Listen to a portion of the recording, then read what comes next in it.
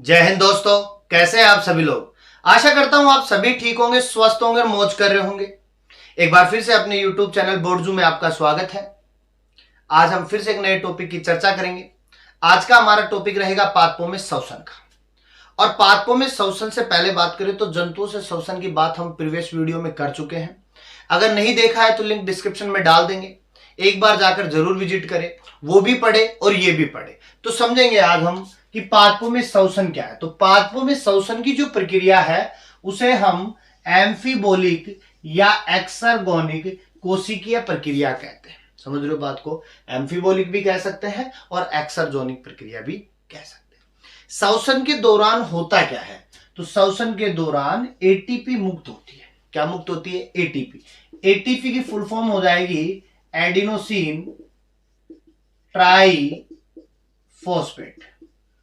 तो हम क्या कह देंगे कि श्वसन के दौरान क्या बाहर निकल रही है? एटीपी बाहर निकल रही है। क्या बाहर निकल रही है? एटीपी बाहर निकल रही है। ठीक है। इसके लिए बात करें कि श्वसन में क्या चाहिए, तो सबसे पहली बात, श्वसन में हमें चाहिए श्वसनी पदार्थ। क्या चाहिए बेटा? श्वसनी पदार्थ चाहिए। अब ये श्वसनी पदार्थ होते क्या है, तो हम भोजन की बात करेंगे और भोजन के अंतर्गत तीन चीजें याद रखो। कार्बोहाइड्रेट, लिपिड याद रखो और प्रोटीन याद रखो। सबसे पहले श्वसनी पदार्थ के रूप में कौन काम में आएगा? कार्बोहाइड्रेट। कार्बोहाइड्रेट नहीं है तो लिपिड आ जाएगा, और लिपिड नहीं है तो किसको लेंगे? प्रोटीन को लेंगे।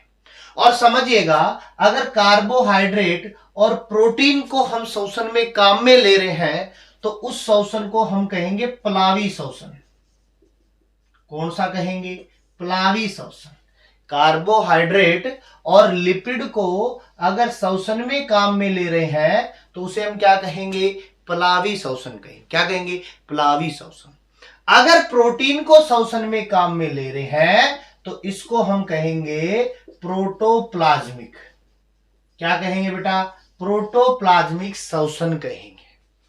देखो, सबसे ज्यादा अगर श्वसन में भाग लेगा तो कार्बोहाइड्रेट लेगा, उसके बाद में लिपिड लेगा और उसके बाद में प्रोटीन लेगा।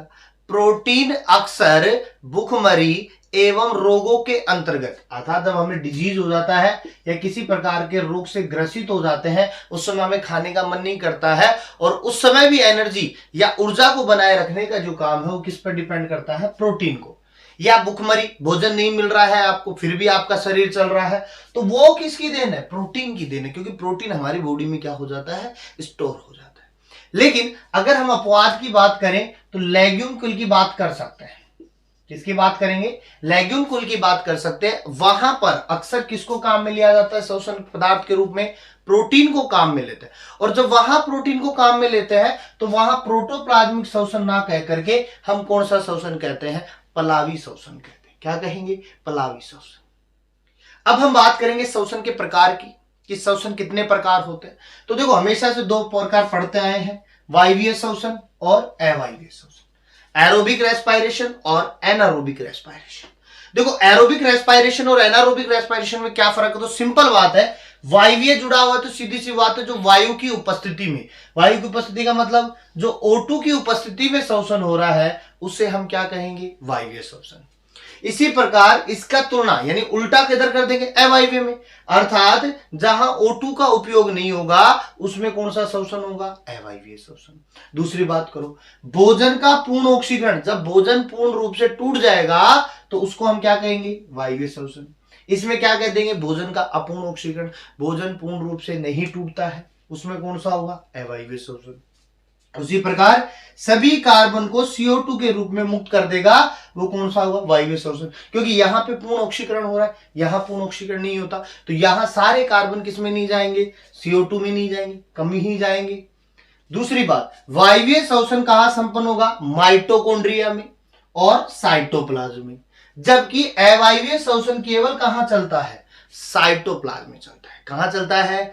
साइटोप्लाज्म में चलता है। तो याद रखिएगा, अवायवीय श्वसन केवल साइटोप्लाज्म में और वायवीय श्वसन किसमें? माइटोकॉन्ड्रिया और साइटोप्लाज्म दोनों में होगा।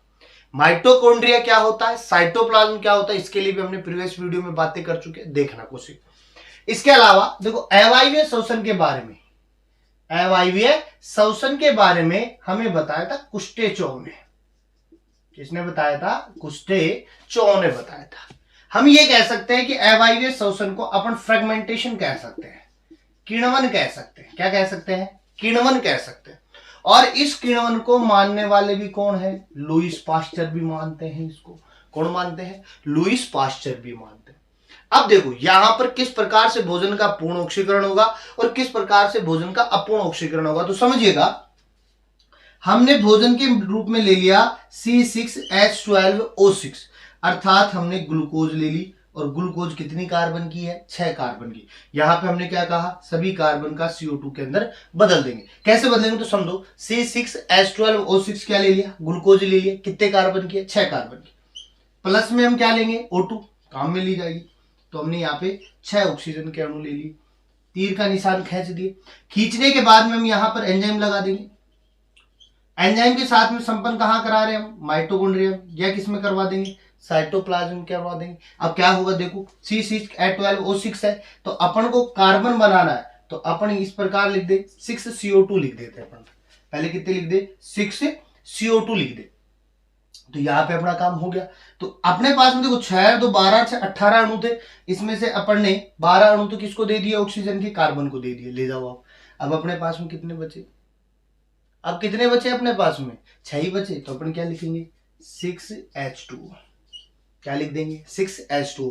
तो हमने पूरी की पूरी कार्बन को क्या कर दिया? बाहर कर दिया। पूरी की पूरी कार्बन को क्या किया बेटा? बाहर किया। तो यहां पर भोजन का क्या हो रहा है? पूर्ण ऑक्सीकरण हो रहा है। क्या हो रहा है? पूर्ण ऑक्सीकरण हो रहा है। और इस दौरान हमें कितनी एटीपी मिलती है? 38 या 36 एटीपी मिलती है। जब भोजन का पूर्ण ऑक्सीकरण होगा तो हमें कितनी मिलेंगी? 38 या 36 एटीपी मिलती है। इसी प्रकार अब हम क्या करेंगे अवायवीय श्वसन के लिए? वही 6 कार्बन 12 हाइड्रोजन OH6 ले लेंगे, यानी वही भोजन ले लिया 6 कार्बन वाला। क्या कहलाएगा? ग्लूकोज कहलाएगा। तीर का निशान लगा करके ऊपर क्या छाप देंगे अपन? एंजाइम छाप देंगे। अब इस एंजाइम को कहां या इस सब क्रिया कहां संपन्न कराएंगे? साइटोप्लाज्म में। तो हम क्या बढ़ा देंगे बेटा? यहाँ पे हम यहाँ बढ़ा देंगे 2C2H5OH। बन गया। अर्थात हमारे पास 4 कार्बन के अणु आ गए, तो हम क्यों ना प्लस में 2CO2 और लगा दे। 4 और 2 कितने हो गए? 6। अपने पास 12 हाइड्रोजन पूरे हो गए, अपने पास में 6 ऑक्सीजन पूरे हो गए। समीकरण तो बन गई, लेकिन क्या सारे के सारे कार्बन हमने बाहर निकाले? क्या नहीं, हम तो कार्बन कितने निकाल रहे हैं? 2 निकाल रहे हैं, जबकि है कितने अपने पास में? 6। तो यहां पर क्या हो रहा है? ऑक्सीजन पूर्ण ऑक्सीकरण हो रहा है। भोजन का क्या हो रहा है? अपूर्ण ऑक्सीकरण हो रहा है। क्या हो रहा है? अपूर्ण ऑक्सीकरण हो रहा है। और इसके दौरान ये कितनी एटीपी निकालता है? 2 एटीपी निकालेगा। कितनी एटीपी निकालता है? 2 एटीपी निकालता है। जबकि वायवीय श्वसन में कितने मिलेंगे? 38 एटीपी, जबकि यहां कितने मिलेंगे? 2 एटीपी। किनमें पाया जाता है वायवीय श्वसन? देखो यहां हम बात करें वायवीय श्वसन की, तो सीधी सी बात है उन जीवों में जो O2 का उपयोग करते हैं। ये किसमें? तो देखो पौधों की बात कर सकते हैं, इसके अलावा हम इसमें निम्न श्रेणी के पादप जीवाणुओं की बात कर सकते हैं, आरबीसी की बात कर सकते हैं, वहां पर कौन सा? अवायवीय श्वसन। पेशियों की बात कर सकते हैं, वहां कौन सा? अवायवीय श्वसन। समझ गए बात को? तो इस प्रकार से हम वायवीय रेस्पिरेशन के पार्टीशन की बात कर सकते हैं। तो इसका एक छोटा सा स्क्रीनशॉट। श्वसन के प्रकारों के बाद में हम बात करेंगे श्वसन के पदों की, स्टेप्स ऑफ रेस्पिरेशन की बात करेंगे। और ये जो रेस्पिरेशन के जो पद है, इन्हें हम 4 भागों में बांटेंगे। कितने में बांटेंगे? 4 भागों में बांटेंगे। और इसमें फर्स्ट हम पढ़ेंगे ग्लाइकोलाइसिस। फर्स्ट क्या पढ़ेंगे? ग्लाइकोलाइसिस पढ़ेंगे। या हम क्या पढ़ेंगे? ईएमपी पथ। ईएमपी पथ क्यों कह रहे हैं? क्योंकि 3 वैज्ञानिकों ने मिलकर के खोजा था, इसलिए आप इसको क्या कहेंगे? ईएमपी पथ कहेंगे। अब आपसे क्वेश्चन पूछ ले कि ग्लाइकोलाइसिस होता कहां पे है, तो आप याद रखो साइटोसोल या साइटोप्लाज्म। या तो कहां होगा? साइटोसोल में, या कहां होगा? साइटोप्लाज्म में। समझे बात को? दूसरी बात समझो, एसिटाइल कोएंजाइम ए का निर्माण, अर्थात ग्लाइकोलाइसिस के बाद प्रोसेस क्या होगा? एसिटाइल कोएंजाइम ए का निर्माण। और एसिटाइल कोएंजाइम ए को हम क्या कहेंगे, या निर्माण की प्रक्रिया को हम क्या कह सकते हैं? लिंक अभिक्रिया कह सकते हैं। क्या कहेंगे? लिंक अभिक्रिया। अब ये कहां होगा? तो सिंपल याद रखो, पेरी माइटोकॉन्ड्रिया माइटोकॉन्ड्रियल स्पेस। ठीक है, माइटोकॉन्ड्रिया के मध्य चारों तरफ का आवरण पाया जाता है, और वो जो खाली स्थान है ना आवरण के मध्य, उसे हम क्या कहेंगे, पेरीमाइटोकॉन्ड्रियल स्पेस। तो वहां कौन होगा बेटा, लिंक अभिक्रिया होगी, और इसमें क्या बनेगा, एसिटाइल कोएंजाइम में बनेगा। क्या बनेगा, एसिटाइल कोएंजाइम में। उसके बाद हम पढ़ेंगे क्रेब्स साइकिल। थर्ड पोर्शन क्या आएगा, क्रेब्स साइकिल। और क्रेब्स साइकिल कहां होगा, मैट्रिक्स में। कहां होगा, मैट्रिक्स में। किसकी मैट्रिक्स में, माइटोकॉन्ड्रिया की। कहां होगा, माइटोकॉन्ड्रिया की मैट्रिक्स में। अगर आपसे पूछ ले बेटा जीवाणुओं में कहां होगा, तो जीवाणुओं में होगा बेटा साइटोप्लाज्म में। साइटोप्लाज्म में। बैक्टीरिया में कहां होगा, साइटोप्लाज्म में। जबकि अन्य में कहां होगा, मैट्रिक्स में होगा। अब ईटीएस की बात करें, ईटीएस कहां होगा, तो उसी माइटोकॉन्ड्रिया में F1 ऑक्सीसोम के कण पाए जाते हैं। किसके कण पाए जाते हैं, ऑक्सीसोम के कण पाए जाते हैं, वहीं पर क्या होगा, ईटीएस होगा। तो ये चारों पद मिलकर के अपने पास में क्या बनाएंगे, 38 एटीपी। कितने एटीपी बढ़ाएंगे, 38 एटीपी बढ़ाएंगे। कौन, glycolysis, acetyl coenzyme A, Krebs cycle और ईटीएस। छोटे छोटे टुकड़ों में बढ़ाएंगे। कैसे बढ़ाएंगे, उनकी भी हम बात करेंगे। ठीक है, तो इनका एक छोटा सा स्क्रीनशॉट लो, फिर हम बात करेंगे। अब हम एक एक पद की बात करेंगे। श्वसन के 4 पद बताए, और इन चारों पदों की हम क्या करेंगे, चर्चा करेंगे। सबसे पहले हम उठाते हैं ग्लाइकोलाइसिस को। किसको उठाते हैं, ग्लाइकोलाइसिस को। और ग्लाइकोलाइसिस का मतलब क्या होता है, तो सीधी सी बात रखो। देखो, ग्लाइको का मतलब हो गया अपने पास में शर्करा। क्या हो गया बेटा, शर्करा, कार्बोहाइड्रेट की बात करेंगे।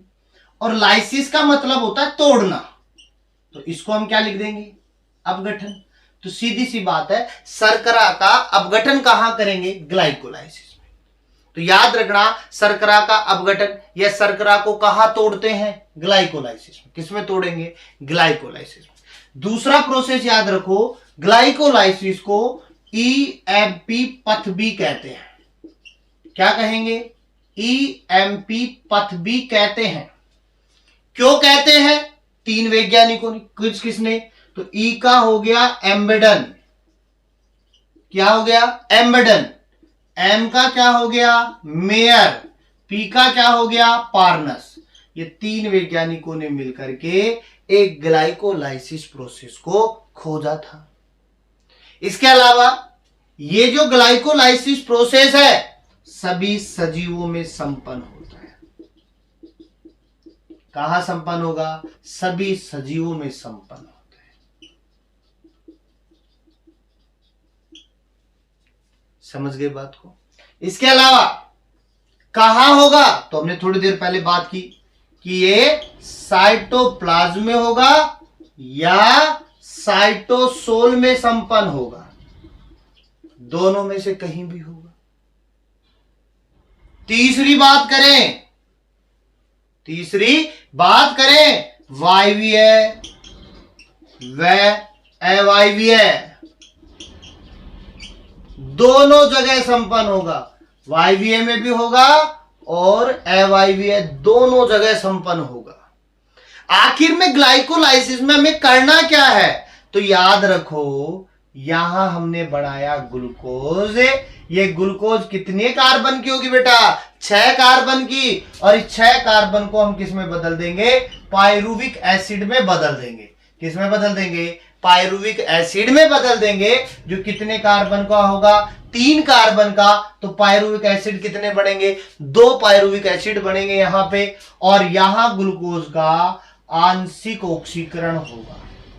क्या होगा, आंशिक ऑक्सीकरण होगा। तो इस प्रकार से हम ग्लाइकोलाइसिस की बात करेंगे, इसके चक्कर को पढ़ेंगे। इसका एक छोटा सा स्क्रीनशॉट लीजिए। अगली वीडियो में हम बात करेंगे ग्लाइकोलाइसिस का चक्कर क्या है, पूरे चक्कर की बात करेंगे। वहीं पर अपन लिंक अभिक्रिया की भी बात करेंगे। तो इसका एक छोटा सा स्क्रीनशॉट लीजिए।